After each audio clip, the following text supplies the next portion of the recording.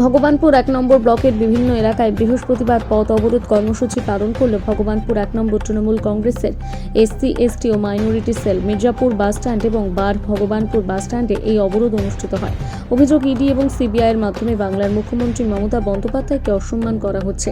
এর প্রতিবাদে এই কর্মসূচি। পথ অবরোধের নেতৃত্ব দেন তৃণমূল কংগ্রেসের জেলা কমিটির সদস্য সুখেন রায়।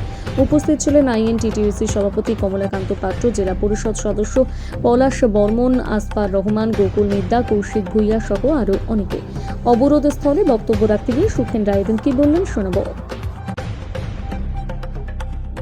১ নম্বর ব্লকের INTTUC, ST, OBC এবং মাইনরিটি শাখা সংগঠনের পক্ষ থেকে মমতা বন্দ্যোপাধ্যায়কে কলকাতার বুকে হেনস্থার প্রতিবাদে আমরা ভগবানপুর ১ নম্বর ব্লকের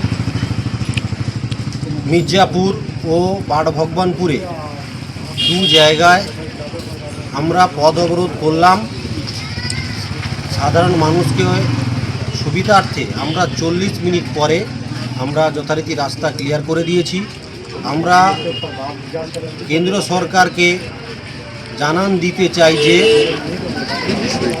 আমাদের বাংলার মুখ্যমন্ত্রী মমতা বন্দ্যোপাধ্যায়কে যে অসম্মান করছেন এবং বাংলার মানুষকে যে অসম্মান করছেন তার প্রতিবাদ স্বরূপ আমরা এই অবরোধ করেছিলাম আজকে। আগামী দিনে যদি এরকম কিছু হয়, ইডি সিবিআই আরও কিছু গণ্ডগোল পাকায়, তাহলে আমরা বিভিন্ন রকম আন্দোলনে আমরা আবার পথে নামব। নমস্কার, সুখেন রায়, ভগবানপুর 1।